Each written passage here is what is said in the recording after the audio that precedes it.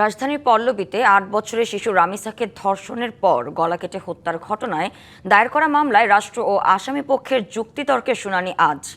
যুক্তিতর্কের শুনানি শেষ হলে জানা যাবে আলোচিত এ মামলার রায় তারিখ।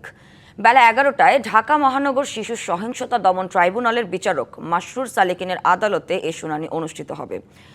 বুধবার এই মামলার আত্মপক্ষ সমর্থনে নিজের দায় স্বীকার করে ক্ষমা চায় ঘাতক সোহেল রানা। তবে তার স্ত্রী স্বপ্না খাতুন নিজেকে বাঁচাতে নির্দোষ দাবি করেন। এর আগে মঙ্গলবার টানা ১৬ জন সাক্ষীর সাক্ষ্য গ্রহণ করেন ট্রাইব্যুনাল।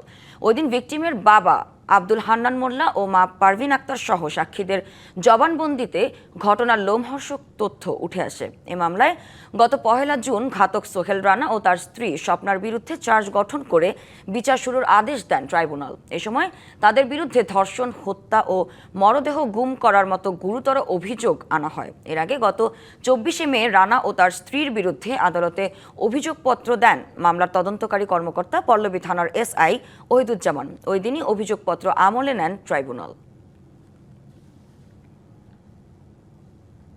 নগদ নিয়ে এলো হার না মানা হার অফার।